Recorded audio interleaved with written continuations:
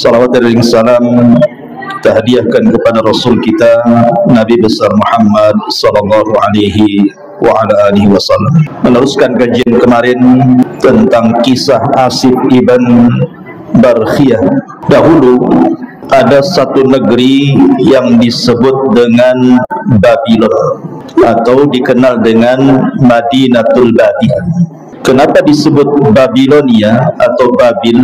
Ada yang mengatakan namanya adalah Abwabullah, dan yang menciptakan kota Babil ini atau yang membentuk kota Babil ini adalah salah satu cicit daripada Nabi Allah Adam alaihi salatu wassalam, namanya Mahlail. Dari negeri inilah asal muasal tersebar ilmu sihir. Jadi kalau kita cerita dunia sihir, maka asal muasal sihir itu dari negeri Babil atau kita kenal dengan Babylon. Dahulu ada tukang sihir besar, Sahirul Akbar, yang diberi gelar Zoroaster. Agak sulit namanya, Zoroaster, kurang lebih begitu. Jadi Zoroaster ini adalah penyihir yang sangat besar di negeri Babil. Tentu dia mendapatkan ilmu sihir itu tawarus karena pewarisi dari paman-paman. Karena ada dalam sebuah riwayat Israiliyat bahwa dari zaman Nabi Allah Ibrahim alaihi salam itu sudah banyak ilmu sihir itu di Babil. Bahkan ada yang mengatakan bahwa orang yang pertama kali mempelajari sihir itu adalah Namrud. Walaupun ada juga yang mengatakan bahwa yang pertama kali mempelajari sihir itu adalah Harut dan juga Marut. Itu berdasarkan Al-Quran. Lah Zoroaster ini dialah yang mengembangkan ilmu sihir di Babylon. Kemudian setelah dia mengembangkan ilmu sihir di Irak, di Babil ini, dia pun hijrah bersama keluarganya ke Paris, ke Persia. Sekarang dikenal dengan Iran. Disitulah dia kemudian mengembangkan ilmu sihir. Jadi berkembangnya ilmu sihir di Persia itu karena yang membawanya adalah Zoroaster ini dari Babil ke Persia. Dari situ akhirnya banyak orang-orang Persia mempelajari sihir kepada Zoroaster ini, sampai akhirnya dia wafat di Persia. Sehingga dengan wafatnya Zoroaster ini banyak orang-orang dari mana-mana negeri mempelajari sihir dengan menghabiskan biaya kemana? Ke negeri Babil, karena tahu Zoroaster itu dari Babil.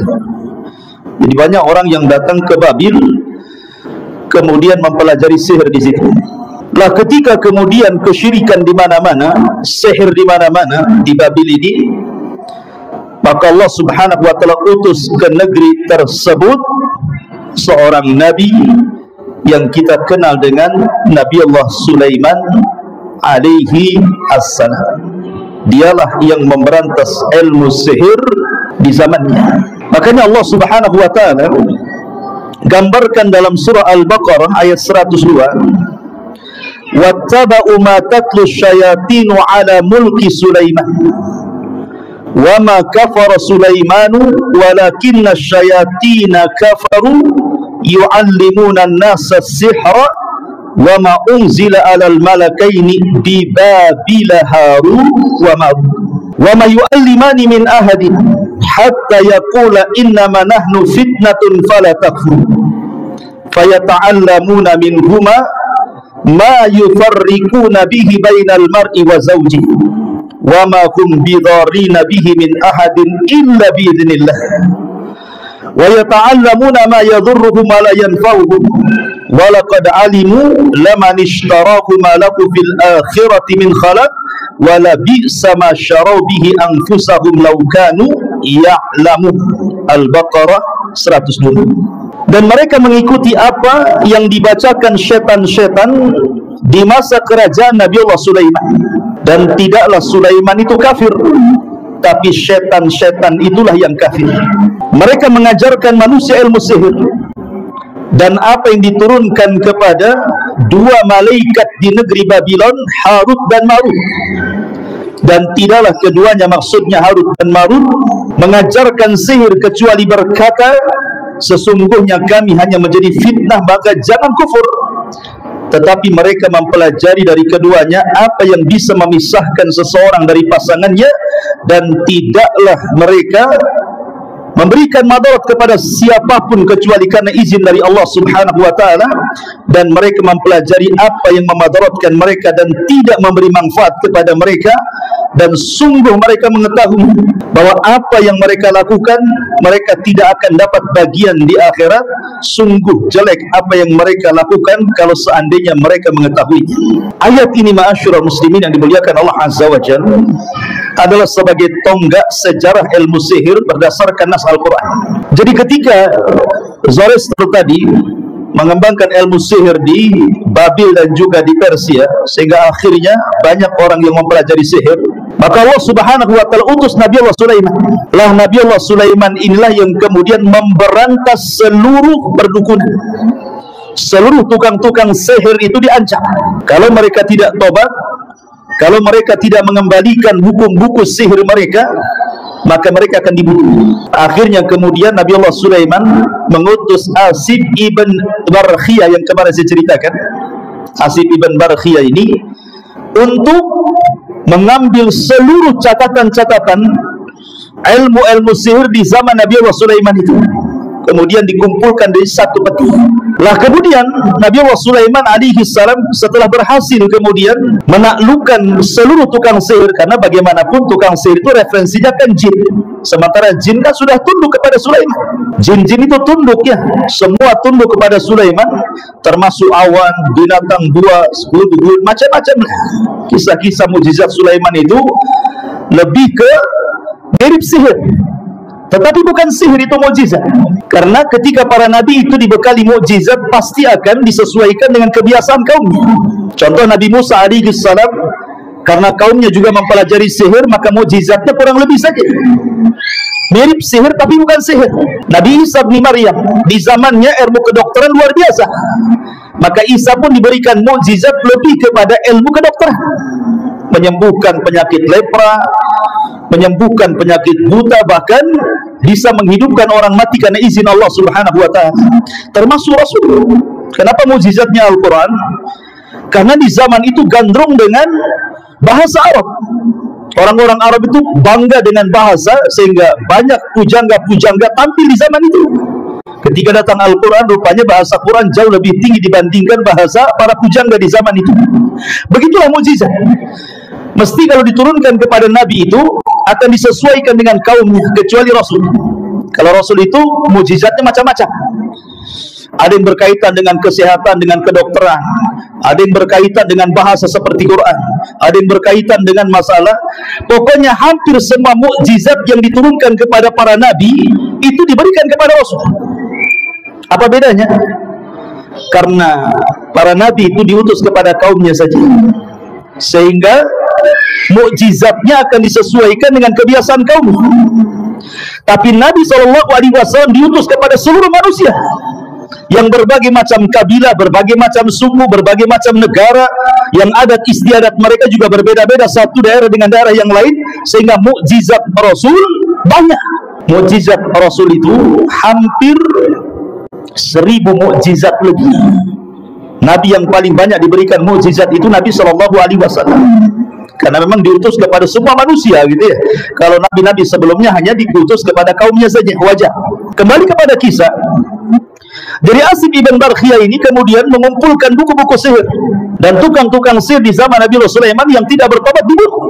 Akhirnya banyak yang bertobat, kemudian hampir nyaris tidak ada perdukunan dan sihir lagi di zaman itu, karena semua sudah dilumpuhkan Sulaiman, dan kitab-kitabnya dijadikan satu peti, kemudian diletakkan di bawah singgasana Sulaiman. Di sini Sulaiman mengatakan, siapapun yang mengambil peti ini kubunuh dia, kalau dia manusia.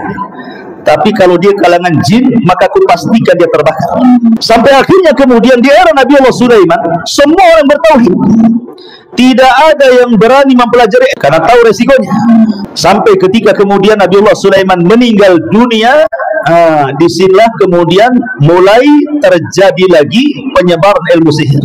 Ketika iblis ini atau jin-jin yang jahat ini ingin mencuri buku-buku sihir yang diletakkan oleh Sulaiman di bawah singgasananya, mereka tentu tidak bisa, karena wasiat Sulaiman kalau yang mengambil jin pasti terbakar. mereka tidak bisa ngambil. Lah di zaman itu ada dua orang saleh yang disebut dalam Al-Quran namanya Harut dan Marut. Memang terjadi silang pendapat siapa si Harut dan Marut ini. Ada yang mengatakan bahwa Harut dan Marut itu adalah malaikat yang Allah Subhanahu wa ta'ala turunkan ke bumi untuk menguji manusia. Ada yang mengatakan Harut dan Marut itu syaitan yang mengajarkan sihir. Tapi pendapat yang banyak dikuatkan para ulama bahwa Harut dan Marut itu manusia yang saleh, karena solehnya sampai Al-Quran menyebutnya malakaini hampir sejajar dengan malaikat. Kenapa Quran membahasakan malaikat Harut dan Marut itu? Karena kesolehannya. Karena ada manusia itu kalau soleh bisa melebihi kesolehan malaikat, kan begitu. Jadi manusia itu bisa di atas para malaikat, atau mungkin justru di bawah binatang ternak. Ulaika kal an'am bal hum adhal, bahkan mereka seperti binatang ternak atau mungkin lebih rendah daripada itu. Jadi manusia itu tergantung kita mau di atas malaikat atau mau di bawah binatang. Terserah, kan begitu. Laqad khalaqnal insana fi ahsani taqwim tsumma radadnahu asfala safilin. Kemudian menjadi rendah asfala safilin, dengan serendah-rendahnya. Lah Sulaiman meninggal dunia. Akhirnya jin-jin yang jahat iblis ini datang kepada Harut dan Marut ini dan mengatakan, kalau engkau ingin mempelajari ilmu yang dimiliki Sulaiman, maka ilmunya ada di bawah singgasananya. Akhirnya kemudian Harut dan Marut pun mengambil catatan-catatan sihir itu. Karena Sulaiman sudah meninggal dunia, sehingga keduanya kan tidak dibunuh, kan begitu. Karena Sulaiman yang mengancam, Sulaiman sudah meninggal. Maka diambillah kemudian catatan itu, akhirnya dipelajari. Lah ketika itu dia tahu bahwa ini ilmu sihir. Tetapi kemudian banyak manusia ingin mempelajari sihir dan datang kepada Harut dan Marut. Harut dan Marut ini menguji mereka dan mengatakan, aku akan ajarkan ilmu sihir ini kepada kalian, tapi jangan kalian kufur. Ini ilmu sihir masalahnya. Tapi mereka kekeh kemudian mempelajari ilmu sihir kepada Harut dan Marut. Sebab itulah akhirnya berkembang ilmu sihir di zaman itu. Setelah meninggalnya Sulaiman, maka ilmu sihir berkembang, terutama orang-orang Yahudi. Jadi orang-orang Yahudi itulah orang yang gemar mempelajari sihir. Maka di zaman Nabi SAW, sahirul akbar, sihir yang paling besar siapa? Labid ibn A'sam, yang menyihir Nabi SAW dan berhasil. 6 bulan Nabi SAW linglung, tapi tidak mempengaruhi akalnya, hanya mempengaruhi tenaganya saja. Artinya tidak mempengaruhi wahyu. Karena riwayat tentang tersihirnya Nabi SAW itu sudah jelas ada dalam kitab Sahihaini dan juga tercantum dalam kitab Sunan. Artinya sahih riwayatnya. Karena ada orang yang berusaha melemahkan riwayat Rasul tersihir. Kenapa? Karena menyelisih maksum. Rasul itu terjaga, mungkin tersihir katanya. Akhirnya berusaha melemahkan hadis ini. Hadis ini terdapat dalam kitab Sahih dan dalam kitab Sunan. Dan tersihirnya Rasul tidak mesti menyelisih kemaksuman Nabi SAW. Justru memperkuat bahwa tersihirnya Rasul, bahwa Rasul itu bukan malaikat tetapi abdullah, hamba Allah. Sebagaimana dia manusia seperti kita, dia lapar kita lapar, dia makan kita makan, dia minum kita minum. Dia tersihir, kita juga tersihir. Justru memperkuat kalimat abduhu wa rasuluh. Bukan berarti kemudian karena dia maksum tidak terkena sihir, tidak demikian. Karena hadis tersihirnya Rasul itu jelas-jelas sahihnya, disihir oleh Labid bin A'sam, dan itu sebab yang menurunkan 2 surat yang disebut dengan muawwidhataini, 2 surat perlindungan, Qul a'udzu birabbin nas dan Qul a'udzu birabbil falaq. Subhanallah bihamdika asyhadu an la ilaha illa anta astaghfiruka wa atubu ilaik. Allahu ta'ala. Assalamualaikum warahmatullahi wabarakatuh.